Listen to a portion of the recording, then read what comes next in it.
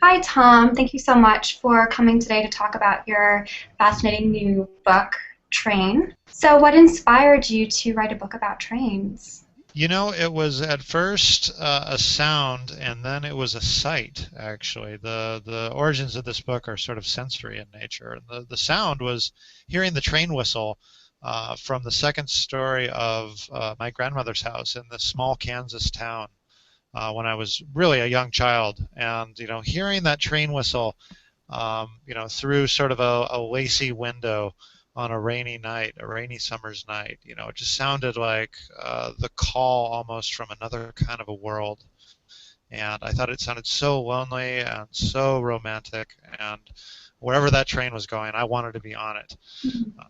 And the site was actually on a train. It was some years later, about 15 years later, as a college student. I was riding a train through Pennsylvania one night, and across the aisle from me was a woman about my age, and she was reading a book.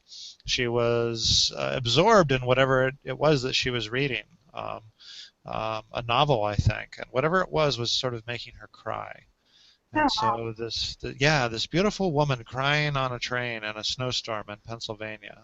Something about that seemed to also be lonely and romantic and far away and entirely captivating.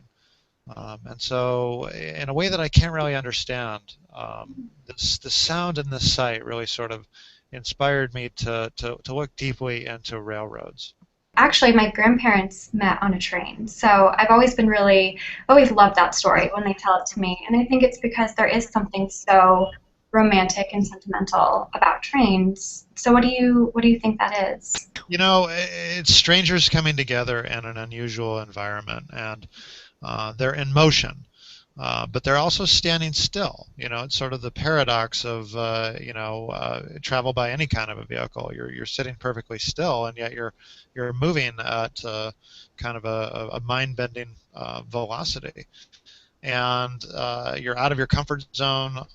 Trains too are built for conversation in a way that certainly the automobile isn't. Certainly the airplane is not.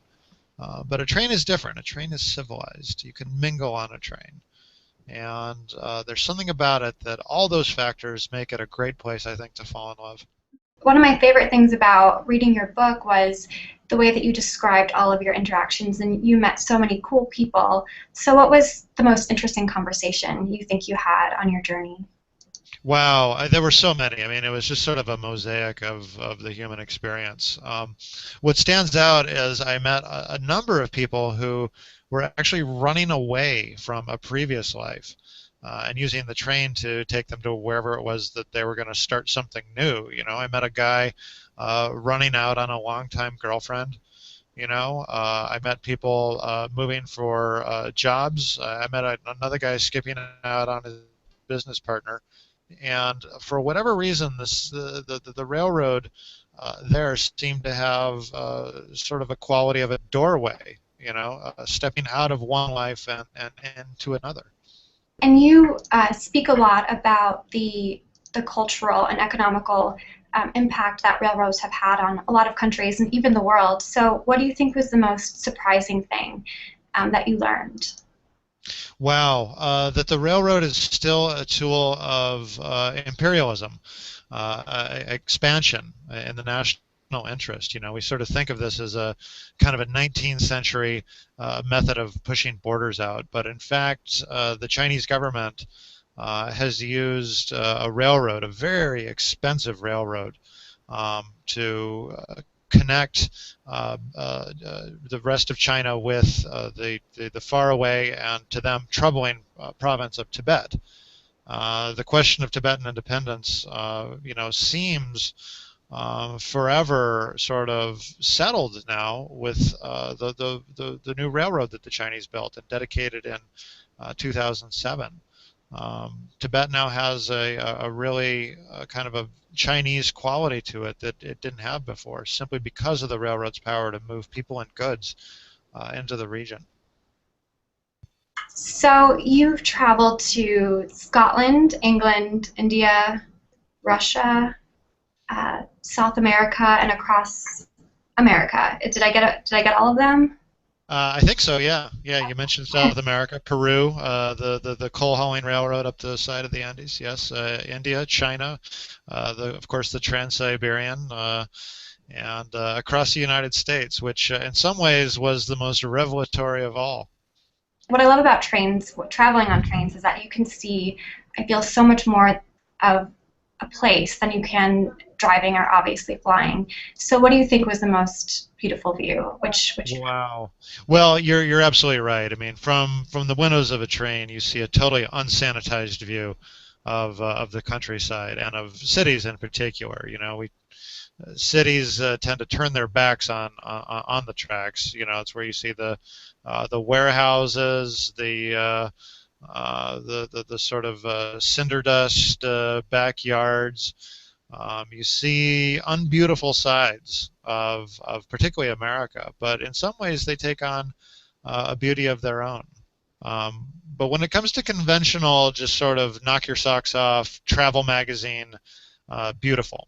Aside from the trains in Switzerland, which have unparalleled views of the Alps. I'm going to vote for the Great Western Railway in Britain through the county of Devon, and in particular the sort of bend it takes near a town called Dawlish, which parallels the English Channel and is absolutely just a marvelous sight. As far as the future of railroad transportation is concerned, what are you most looking forward to, or what are you most hopeful for? Well, I hope that the state of California can find the money to build a high-speed link in between Los Angeles and San Francisco. The federal government believes in it, has committed $8 billion towards it. It's now up to California to match those funds and to make this work economically. It's going to be very expensive. It's certainly not going to be a panacea to all of our congestion issues, but it's certainly a step in the right direction, and it's going to be an awful lot of fun to ride. Okay, well, thank you so much for answering all of my questions today.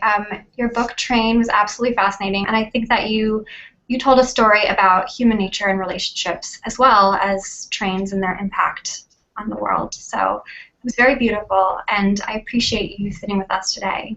Oh, thank you so much, Elena. It's a pleasure to be with you.